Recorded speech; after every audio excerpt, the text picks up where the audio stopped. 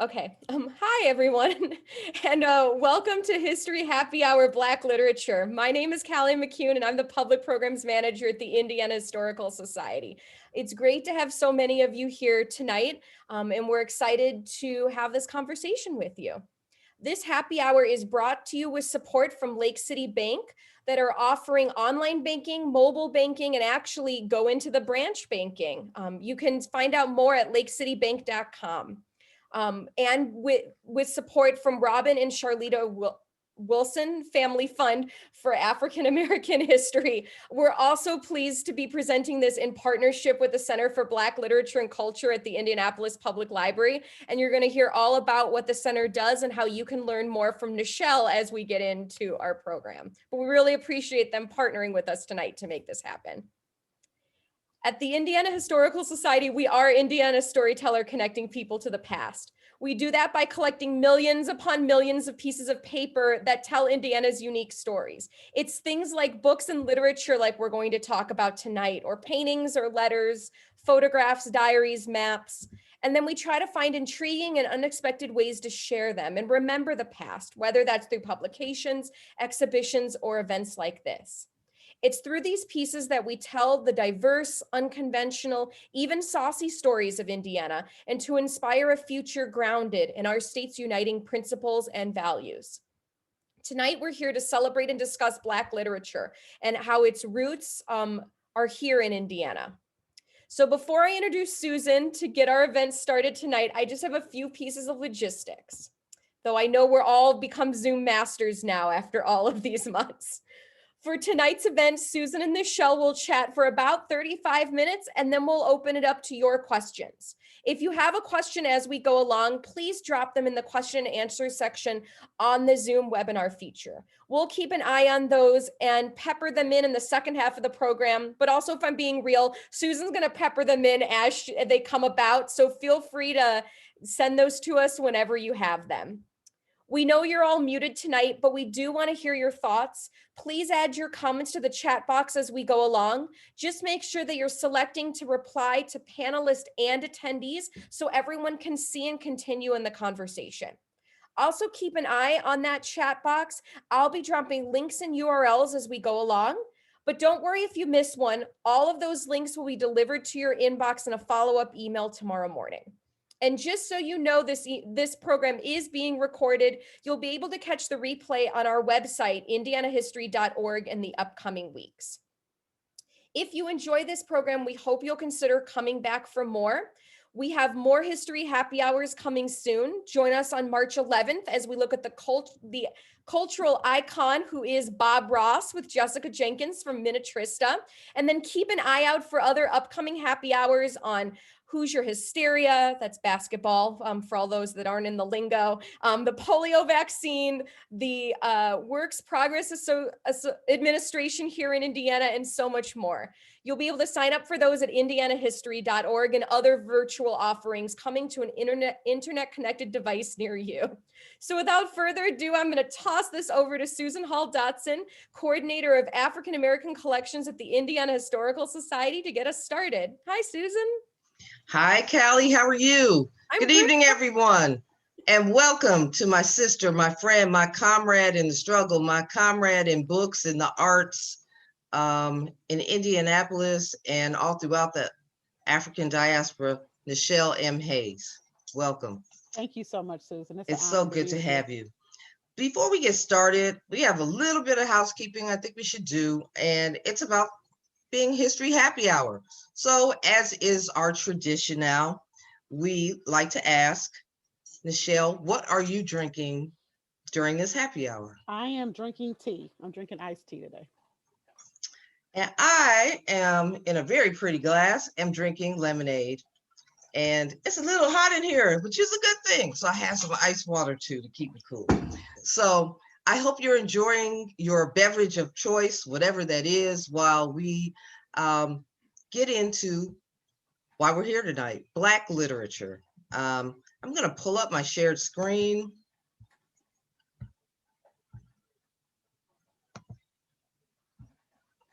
I'm excited about what we're going to be talking about today. You and I, we've been going back and forth and sharing ideas, and because we are pretty close. We have a shorthand and we can riff with each other. So I'm excited about what we're going to share with everyone in the audience.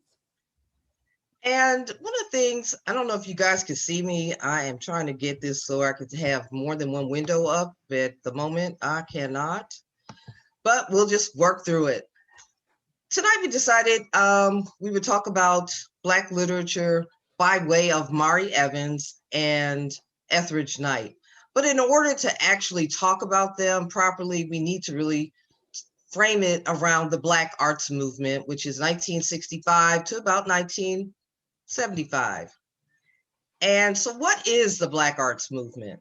We have a quote here from Larry Neal: "Black arts, the aesthetic and spiritual sister of the Black power concept." There's so much more about the Black arts movement that we'll get into, but it's about liberation, Pan-Africanism, civil rights, equal rights, and in some cases, not equal rights. And we'll kind of delve into that a little bit as we go. But before we get started, more specifically, it's also about paying homage to the ancestors. It's also about whose shoulders upon which we stand. So here at the Indiana Historical Society, I stand on the shoulders of my predecessor, the late Wilma Moore Gibbs. Without her, there is no me. And as writers and literature and poets, just a couple of days ago, happy belated birthday to the late Toni Morrison, who has written poetry and prose and scholarly works. And these are the people that we're getting ready to talk about, who were her friends, her compatriots, and the shoulders upon which we stand. So without further ado, the Black arts movement also stands on the shoulders of the Harlem Renaissance period. These Countee Cullen, Langston Hughes, and so many others, Dorothy West, are the people that are the early DNA passers for Amari Baraka, and some others. So the Black arts movement, in a simple term, is a Black cultural movement that is a component of the modern civil rights and Black power movement of the 60s and the 70s. And many of these writers began way before, and they continued to write way after this movement and this time period. But it was a moment of solidarity. So they're poets and writers and scholars. And it was Amiri Baraka, who was better known by Leroy Jones, in his full name, Everett Leroy Jones, founded the Coalition of Black Artists. And they were poets, visual artists, musicians, dramatists, and writers. And he founded the Black Repertory Theater as well. And so the purpose is to celebrate, but to also advance Black civil rights, to advance Black self-determination, political beliefs, political action, utilizing Black arts and culture. So what we see from the past is no different from the previous generations and no different than what we see today. Through hip hop, spoken word, Black Lives Matter, muralists, artists, and alike, that do stand on the shoulders of people from the Black arts movement. And so here goes some individuals from the Black arts movement. Right in the center is Amiri Baraka. And this is from 1966. And they are at the Spirit House in Newark, New Jersey. So through their art, they were activists. And through their activism, they became artists. And there's a whole host, a list of people, and there are many more beyond the list that you see here on the screen. And many of you will be familiar with some of them, and maybe some not. And as we go, Nichelle, if you'd like to jump in at any time to talk about some of the ones that we see here. And my favorite, because I am a child of this era, as a child, was Nikki Giovanni. And Ego Trippin' was one of my early introductions, as well as Gwendolyn Brooks and James Baldwin and Lorraine Hansberry through my my parents. So Susan, school. I'll jump in here now just for a second. I was blessed and honored enough to actually meet Nikki Giovanni in person twice. She came and spoke here for a Martin Luther King Day celebration at IUPUI several years ago. And then most recently, she came to Central Library doing a Meet the Artists performance. Actually, it was Fall Fest. And she just blew me away with her warmth, her sincerity, her ability to connect with people, her eagerness to connect with her fans. The line to sign for her to sign their books was literally wrapped around Central Library, and I just knew in my head that she was going to say, I'm going to give you a certain amount of time and then I'm cutting you off and, going to walk off into the wild blue yonder. And I said, so how much time do we have? She was like, until the last person gets their book signed. I was like, oh, okay. And she really did that. She talked to us about a lot of things. She talked to us about the Middle Passage. And she said, I know you all don't want to hear about the Middle Passage, but you need to learn about it and you need to study. And I was like, oh, Lord, I don't want to do it. And then I got some confirmation several times after that. And I said, she was right. So I need to do some studying on that. And so Nikki, as you mentioned, was part of the Black Arts movement, but is still writing today. Her last book was The Good Cry. She still has a lot to say. She loved Tupac. She loved hip hop. She's a professor. She's a mother. She's a sister, and all of those things come out in her work.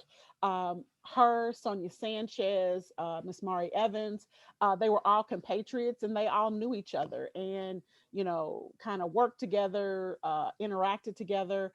We had a tribute to Miss Mari Evans here in Indianapolis, and we did that when Nikki was here, when Nikki Giovanni was here. And so to see those two titans together in the same space was awesome and awe-inspiring. And also to see how deferential Nikki Giovanni was to Miss Mari, because I think that's also a part of, in some small way in Black culture, deferentialness, that paying homage to people that are going before us, that have paved the way. And so that was really powerful to see that. And then I also was able to, fortunately enough, meet Sonia Sanchez as well. And she's connected in that scope. And so there's many layers and a lot of connectivity there. But something we also want to talk about as we're digging into this is, we've talked about Amira Baraka and a couple of other people, but there were also a lot of women that were involved in this movement. And so there's a great book that I found, After Mecca: Women Poets in the Black Arts Movement, Cheryl Clark. So there was a lot of talk about Black womanhood, motherhood, African womanism, and feminism. So there was a counterpoint to manhood and all of that, with that other part of that. And so I think that's something important for us to bring up. Absolutely. I had the pleasure, along with some local colleagues, we were going to present at a SALA conference in Charleston. We're in the airport, and there she was. And I was with Dr. Freeman from IUPUI, Keisha Tandy from the State Museum, and former colleague at IHS, Lindsay Blair. And we were excited. It was like Christmas. We saw Santa Claus. And we didn't bother her that day. We're all in the airport. She's probably coming from where we were too. And as much as we wanted to approach and talk, we allowed her the time and the space to eat her sandwich in the airport. But we were so excited. And I think at the end, Dr. Tyrone Freeman was on the same flight with her. And the rest of us were on a different flight. We were like, oh, darn, you got lucky. So he got to chat with her a little longer. And we just kind of gave her the nod of deference without interrupting her. But her work and so many others are still with us today, influenced so many young people who never met, especially the ones who are ancestors. So their work continues. But I'm going to back this up a second. And if you look at this picture right here, many of them are right there. There's Mari, there's Nikki Giovanni, there's Sonia Sanchez, Paula and Giddings. Paul Klieg. Help me. Tony K. Bombara, Gwendolyn Yes. Brooks, Pinky Gordon Lane, and then Janetta B. Janetta. Cole. Right. So she is a professor, and she was head of Spelman College. So this was taken in Atlanta. And so Dr. Cole convened Sistren, Black women writers, at the inauguration when she came to that campus in 1988. And so she called all these people in this space at this time.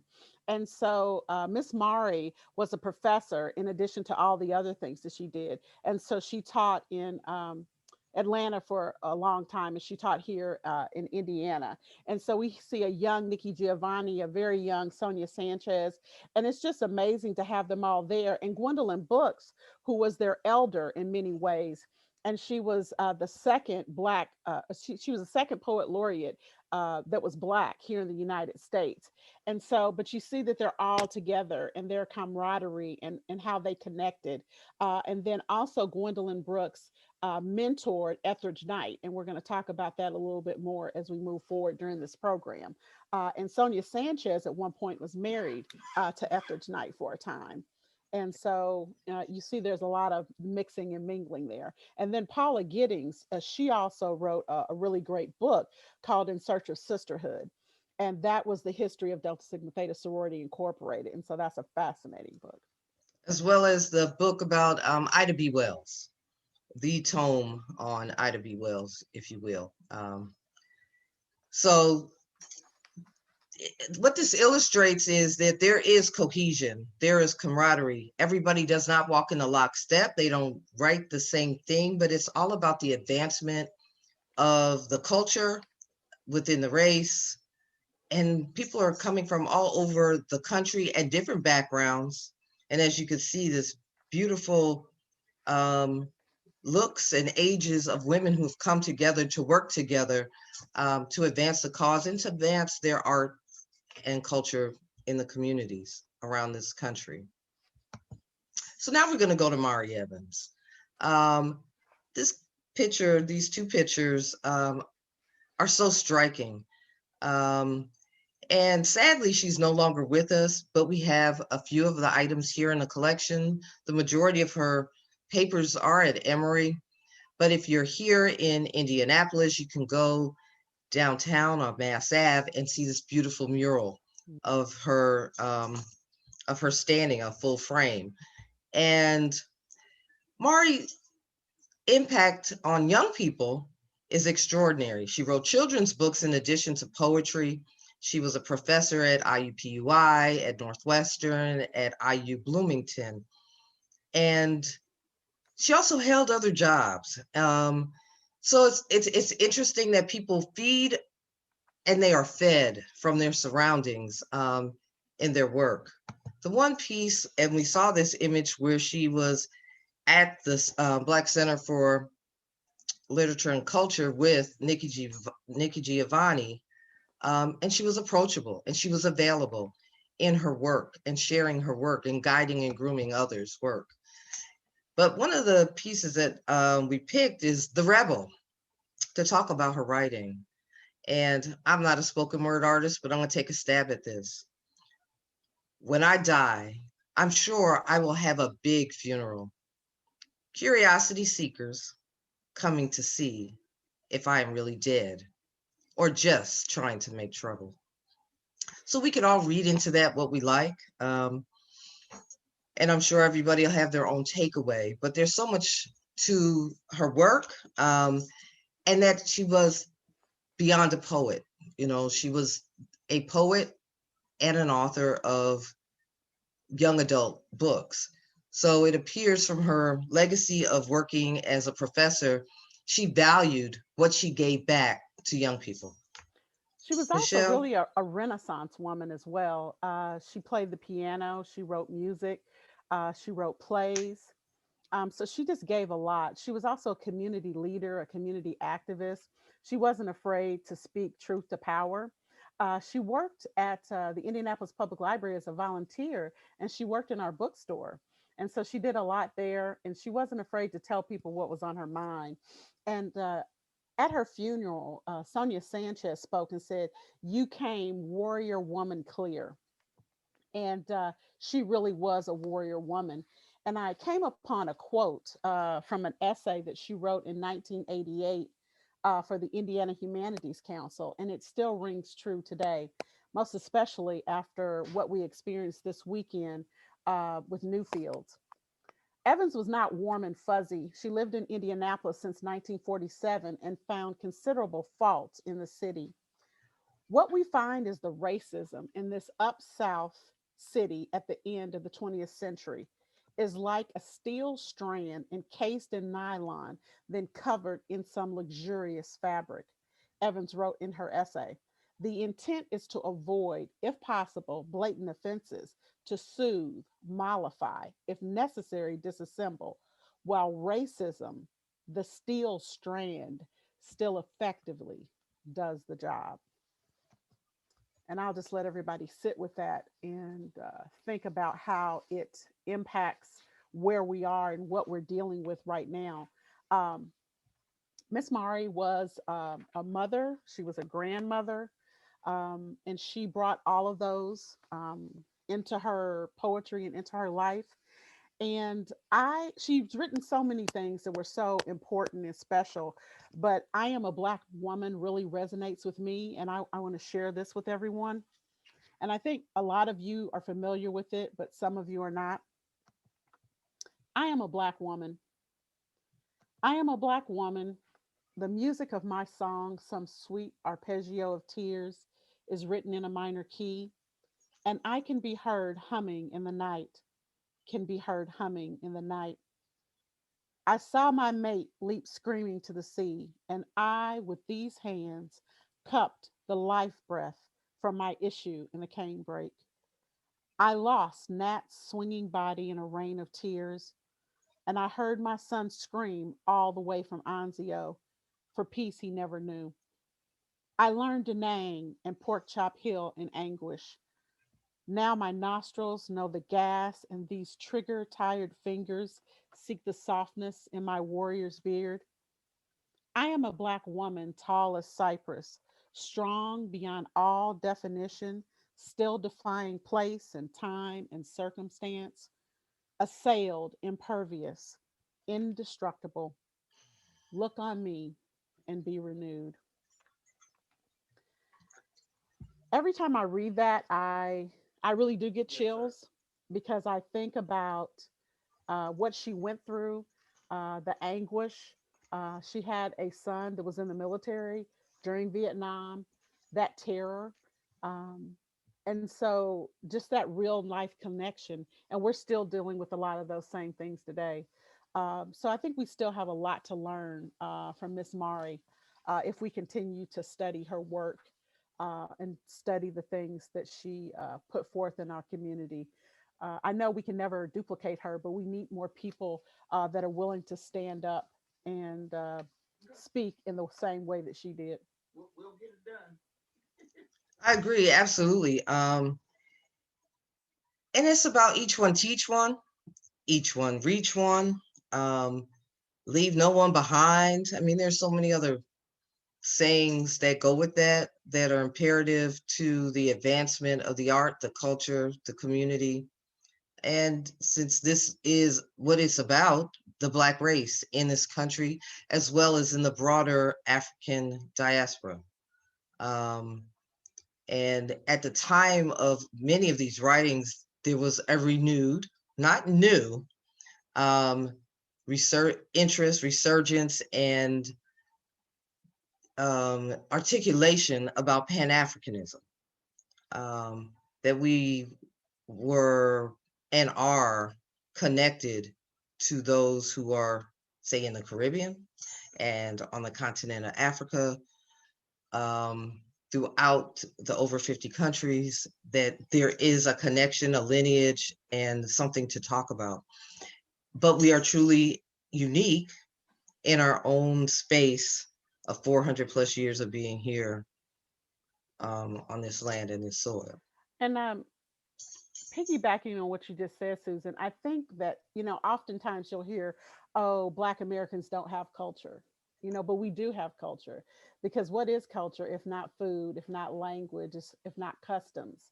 And before we got on the call, we were talking about the special on the Henry Louis Gates did on the Black church. Yes. And so I was talking to my god sister about it, and she was just saying how moved she was by it. And I said the same thing. And I said, it's also something we should all have in our personal libraries, because even if not everyone goes to church, everyone is familiar with that power in our community. And it was the place to go and to gather.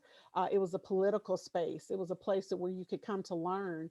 It was a place that if you were a washerwoman, you would have a position of respect just on Hmm. who you were.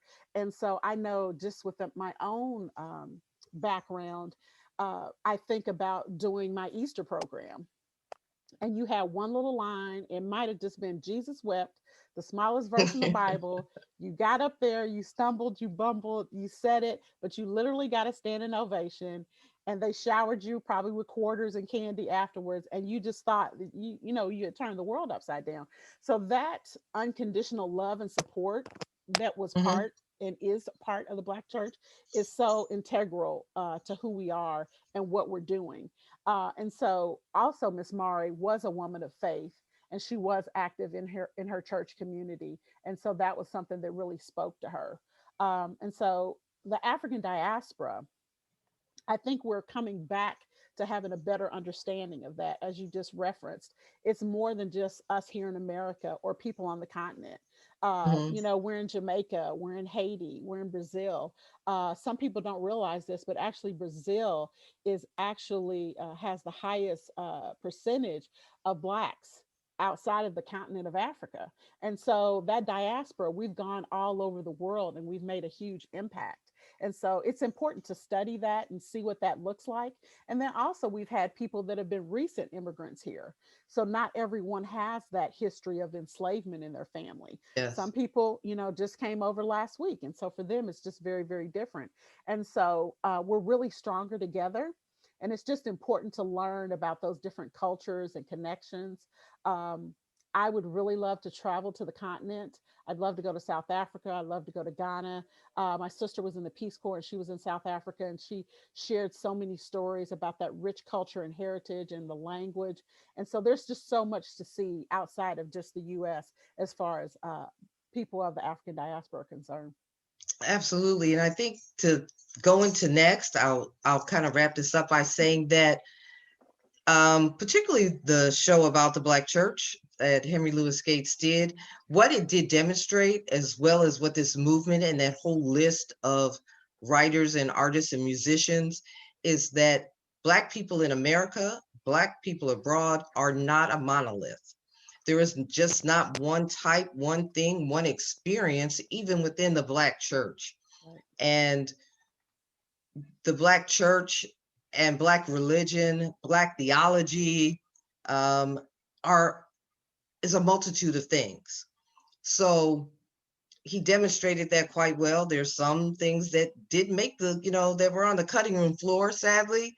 Um, and it's not here to debate that today, but the fact is that we don't all eat, drink, live, work, and have the same experiences, but there's a commonality and a thread That that runs through there. Yeah. that runs through there. And this movement was about trying to bring some of that cohesiveness, even when there was not cohesiveness within the Black arts movement, particularly as it men to women, Right. and the relationship and the patriarchy and attitudes, and some might even say misogynoir, that was occurring during that era and during that time. And the layeredness of relationships, as you've already mentioned, that Etheridge Knight was at one time married to Sonia Sanchez. So relationships became very intimate, as well as mother to son or mentor to mentee, like with Gwendolyn Brooks. Mhm. So each experience is different. The writings are different. And let's talk a little bit about what makes Etheridge Knight's experience and work so different from Mari Evans. Definitely. So, Mr. Knight was actually born in Mississippi. And then he later moved here to Indianapolis, and many of his family members lived here. And so the pictures that you see on the screen are courtesy of the Ethridge Knight family. And so that is his mother and him in the middle in the red, and then his son, who is in uniform. And then the other picture is him and his mom on a porch at someone's house. And so I wanted to show these pictures because it shows who he is as part of the family. And in his family circle, he's called Uncle Junior. And Mhm. he's called Uncle Junior because he's a junior. So he's Ethridge Knight Jr.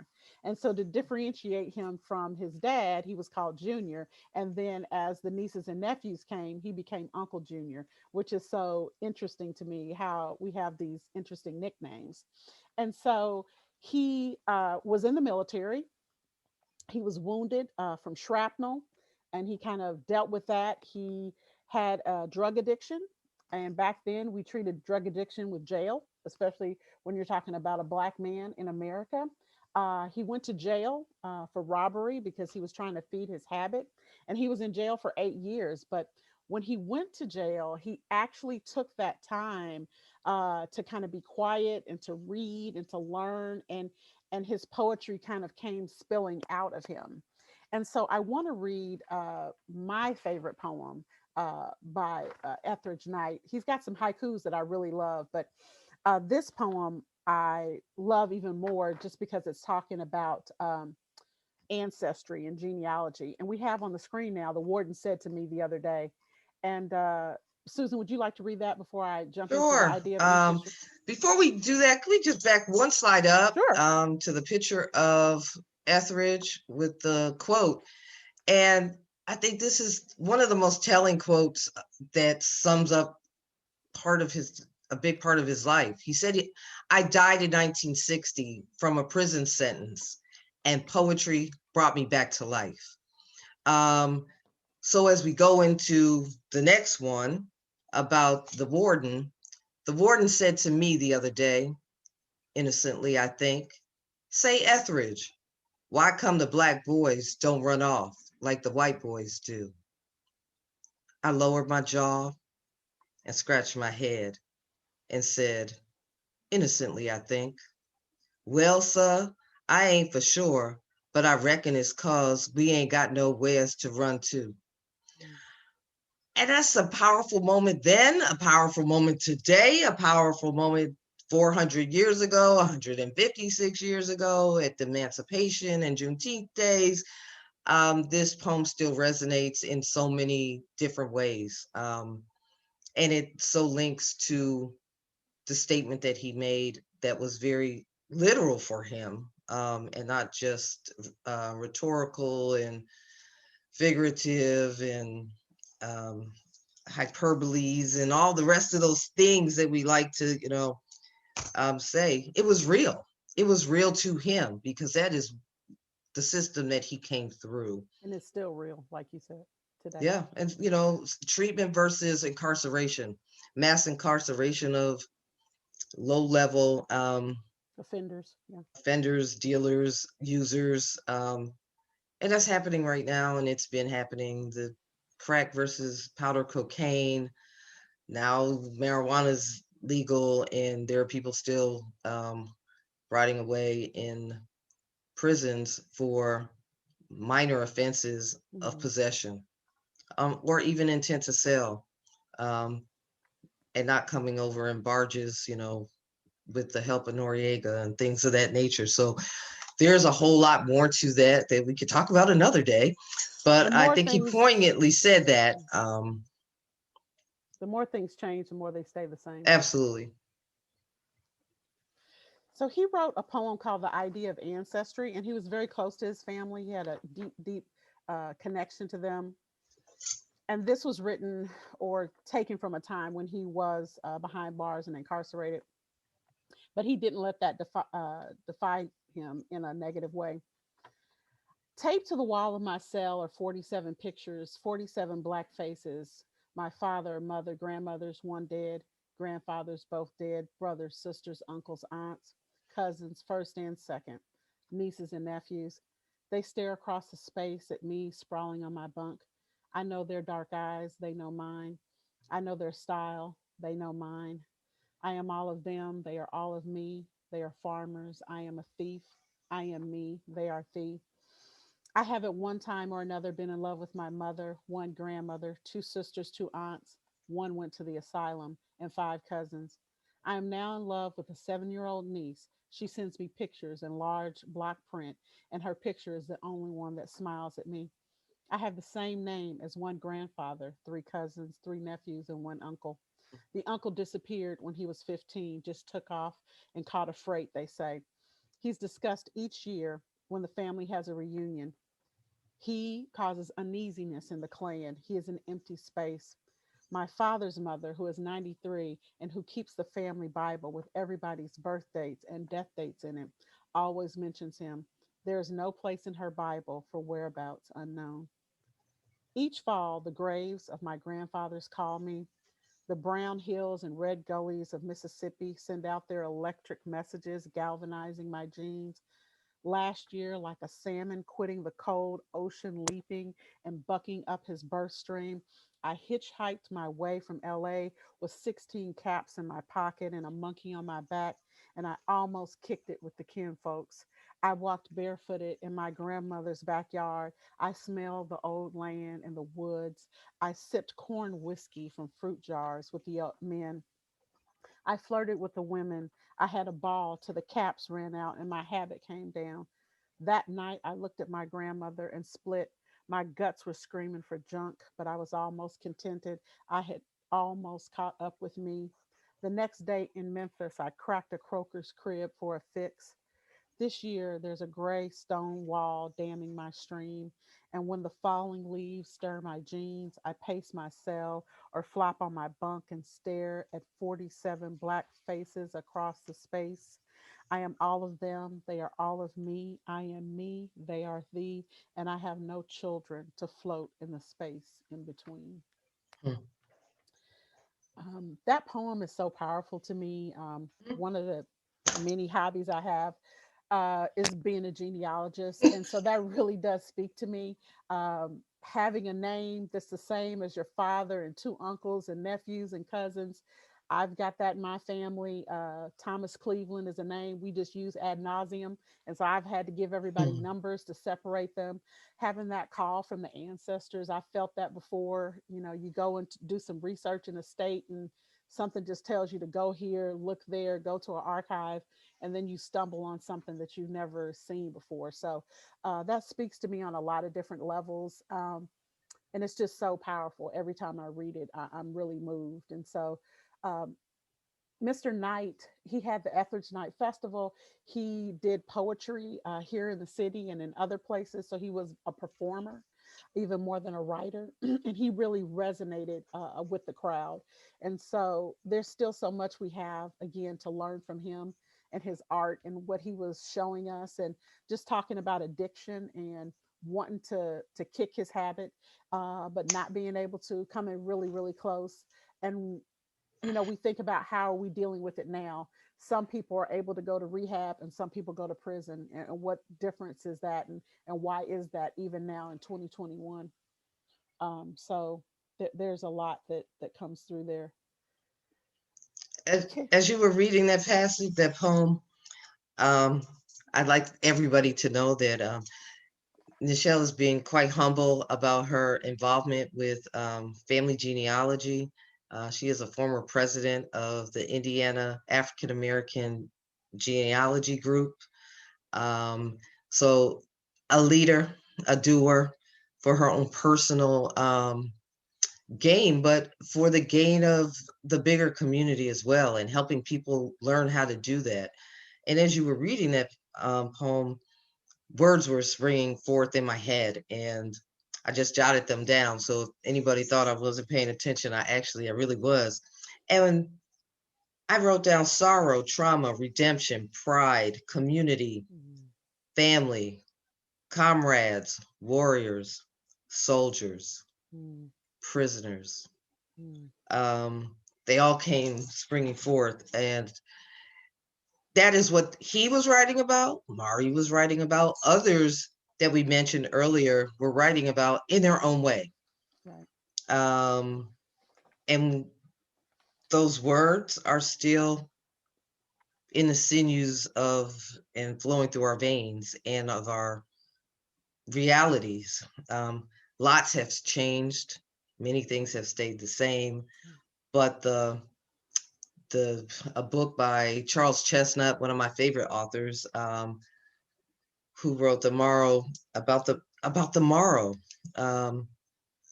And this is in our morrow. This is all the way through and through in some way, and we all have some elements or all of these elements that have affected us, in the Black community, in the white community. I mean, it's a universal, these are some universal feelings and things. Yeah, So definitely. you can look at it from Black lens, Black revolutionary, Black liberation, Black love, Black pride movement.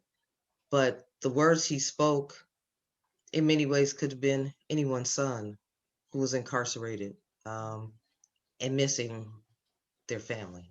And I think even to that, and thank you for those words that sprang up that you felt comfortable enough to share those with us, that they're human beings. Yes. They're not just prisoner with a number. They are somebody's son, somebody's nephew, somebody's uncle, someone's loved one, someone's friend, some neighbor, some classmate. Someone in the world has a connection to them and someone is missing them. And so we know that here in the United States, we incarcerate more people than the rest of the world, by percentage and sheer numbers. So what is that about? What does that say about us? Because we know in a lot of ways that the prison industrial complex connects to money and capitalism and power. And Hmm. so is money really more important than people? I'll just leave that question out there to you and let you answer it by looking at our policies. Can we go to the slide on the haiku? Because I do want to touch on that before we finish. So Mr. Knight started getting into haikus because Gwendolyn Brooks, as I said before, was a mentor to him. And she said, I think you're a little too wordy. You need to kind of fine tune that thing down. And so he listened to her and he said, well, let me work on this. And so I pulled out some of the ones that I thought were, I don't know, they really spoke to me, and there might be others that speak to you. But it's really hard to do a haiku, I think, and most other people do too. Hmm. I think the most powerful one for me is making jazz swing in 17 syllables ain't no square poet's job. And so it is kind of sing songy and jazzy, and I love that. And then also Eastern Guard Tower, glints in sunset, convicts rest like lizard on rocks. And so you kind of visualize what that would be. And Adrian Matika, who was the former poet laureate for the state of Indiana, he talked about Etheridge Knight, and he kind of unpeeled these layers about what this was like in his haiku and how powerful this was. And so I learned a lot by going to the sessions that we had with him. So, if you don't like haikus, you might really like Etheridge Knight's, and it really helps you to kind of see things in a different kind of pared down way.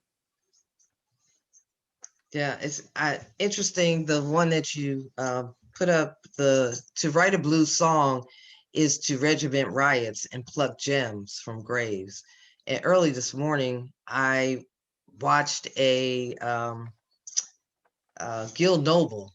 Those of you from the East Coast who may know who he is as a journalist, had a show Like It Is in New York, and he was interviewing a man named Ernest McCarty, who was a bass player, and they were talking about Errol Gardner, and it was so fascinating. It was about an hour, so I spent my very early, like 6:30 to 7:30, watching this, and he was this extraordinary pianist. Um, and one of the things he said, I wrote it down, it's in the other room, but I'm going to try to remember, that he could improvise improvisation. Mm, And that haiku kind of made me think about that. I forgot about that from this morning. It seems like almost 12 hours later, that this is what this is. It's an improvisation. It's planned. Some music is improvised, but it was written. There was a score. Some people are highly educated in how to be writers, and others, it just came from their spirit and their soul. And some learned how to blend that together. And I think the Black arts movement, were is that same kind of gumbo. Um, Fighting for survival, fighting for redemption, fighting for equal rights, fighting for opportunities, fighting to get people and the system and racism off of the back of Black people's necks. Um, this was happening 1965. I don't think we fully framed this, and I think maybe this is a good time to kind of do that. But 1965 was many watershed moments at that point. It's post the March on Washington, but we see the Voting Rights Act passed and the Civil Rights Act passed, but we also see Malcolm X assassinated. It's post the death of President Kennedy. So as we get to 65, this eruption of things around us and people being taken and lost. But you still have Bull Connor and dogs and hoses in Birmingham, Alabama, and so many other places throughout the 4 little girls who were killed at 16th Street Baptist Church. To 1975, post the assassination of Dr. King and Robert F. Kennedy and so many others, that you see a movement change, ebb, flow, and shift. And you also see the emergence of hip hop by the late 70s. But people grow, people change, people have to earn a living and eat. And many of these writers, including Mari, were professionals and were professors or became professors, like out of the Black Panther Party. They started as college students and they ended up being professors on the back end of that. So it's interesting to read the haikus that were able in these little short pieces elicit that type of a response if you pay attention to the timeline, the history, and the stories. I know it's been pretty quiet in the chat. So if anyone has a question, we'd be more than interested in trying to answer them. We got a few more minutes here, about 5-10 or so. And while something else you'd love to bring up? Yeah, while they're trying to pull up those questions, do we have the slide on Hakeem Madhubuti? And if we don't, I'll just riff. So Hakeem Madhubuti is part also of the Black Arts Movement, and he's also the founder of World Press in Chicago. So it's the largest independently owned Black press in the U.S. And so he is featured in the Center for Black Literature and Culture, and he came and spent time with us in 2019. And I was just bowled over by seeing him and talking to him again. So warm. He has so much to give. And he too was a poet, and still is a poet and a writer and a publisher, but also became a professor. And he literally used that money to pour it back into the Third World Press. And he's actually still working with people here in Indianapolis. So Allison Horton has written a book, and it's been published by Third World Press. But just talking about, people are still in here. They're still doing this work. They're still fighting the good fight. And it's just important to lift them up and see what they're doing. He has, so many powerful books out. And if you don't know anything about him, I would look him up. He's really, really powerful. Can we also go to that last slide for Nikki Giovanni? And I think that Susan talked about this already. Yeah. This is not the entire poem. This is just a snippet of it. But Nikki Giovanni is so dope. And Ego Trippin' is one of her most famous poems. And I don't know do you want to read it, Susan? No, I'll let you knock yourself out. Okay. I like listening to you too. So, Ego Trippin'. There may be a reason why I was born in the Congo. I walked to the Fertile Crescent and built the Sphinx. I designed a pyramid so tough that a star that only glows every 100 years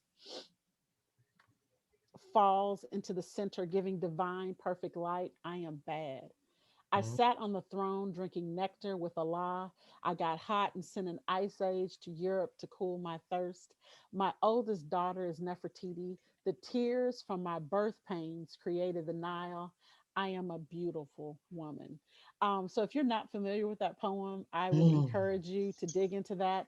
And when I read that poem, it makes me think of poems from Maya Angelou. and things that she's done. I see that connectivity. And now we see, as we're talking about the poems that are birthed from strife and struggle, we think about Amanda Gorman, who is the next great star, and that powerful, powerful poem that she shared with us during the inauguration. And it's not about politics, it's not about Black or woman or male or female or East Coast or West Coast or Mid West. It's about being an American and trying to live out the dream that is this democracy. And that dream takes work. And so you don't just fall out of bed and it comes together, but you really do have to put some blood, sweat, and tears into it. And so that's not just for politicians. That's actually for the everyday person. Like, what are you doing to make this dream a reality? And so I learned a lot today just talking to Susan.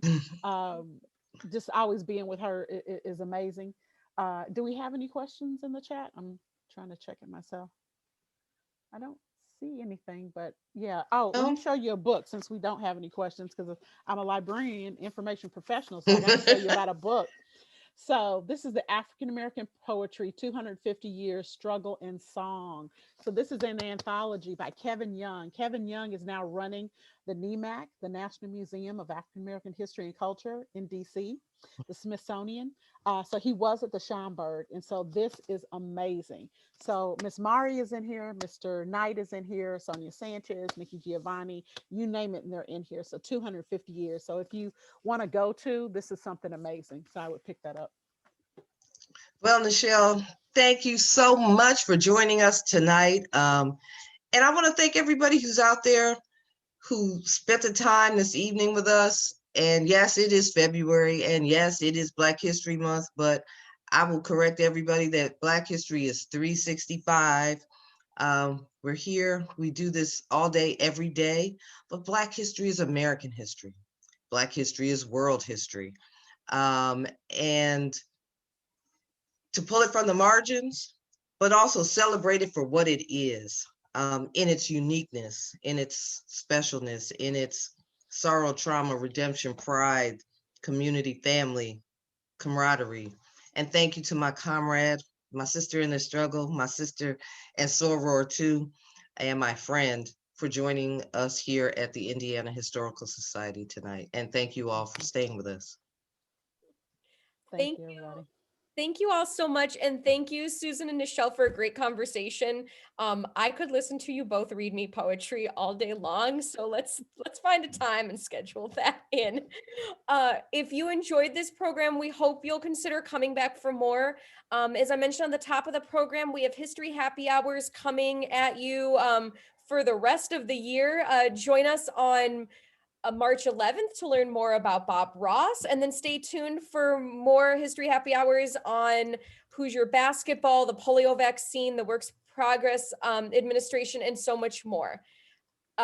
If you can also find more of Nichelle and the Center for Black Literature and Culture and their work. We'll send you a link tomorrow to their website and also to upcoming programs they have, finishing up Black History Month with what looks like a really interesting podcast with Susan's other half on Unigov and its impact on the Black community, as well as sort of wrapping the whole thing up, I think in early March. So we'll send that out to you. We also have a new Facebook Live series that will be airing on Wednesday, February 24th at 1 p.m. called Afternoon with an Archivist. This will be our fourth session of it, but you can explore some behind the scenes stories from IHS's collections, and you can find all that at indianahistory.org. I think Beth's going to drop the link in the chat so you can find the calendar and learn more. Our annual National History Day program is upon us right now. That's where students conduct original research and then find ways to share it. And we've gone virtual for our whole contest season, but we need your help to judge students' works. No previous experience is required, and you can find out how to sign up and support our students in the link in the chat. It's a great time on a Saturday to mold some minds, change some lives. And I always enjoy it every time I get to participate. So I hope we'll see you there. Callie, I participated in that as a judge probably 2 years ago now. I learned so much from it. It was so exciting. And we've got some great minds in Indiana, young people that are doing great, incredible work on the high school level. So I would Yeah. encourage anyone who can be involved to check that out. Yeah, and there's all sorts of ways. I always learn a whole ton from the kids about their topics. Definitely. So we hope you'll join us for that. And you can do it from the comfort of your couch this year, which is awesome. We'll be posting this conversation to IHS's YouTube channel and our website in the upcoming weeks. In the meantime, you can catch replays of a whole plethora of history happy hours, including you can hear Nichelle sharing about Kwanzaa back from December, or cemeteries, fashion, Ohio River Pirates, donuts. There's a ton of different topics. Beth's going to put that into the chat so you can find more from our YouTube channel. If you missed a chance to donate or would like to make a further gift to the Indiana Historical Society, you can do that at indianahistory.org. We appreciate your support that allow us to continue to offer these history happy hours. And as I mentioned earlier, you'll get an email from us at the tomorrow morning. That'll have a bunch of links, including to work that Nichelle has coming up and our collections. And it'll have a survey. It'll take you about 1 minute. We'd love to know what you thought and how we can make programs like this better in the future and what else you want to hear about in the future. So we hope you stay safe and stay healthy, and we can't wait to see you at a history happy hour soon. Bye, everybody.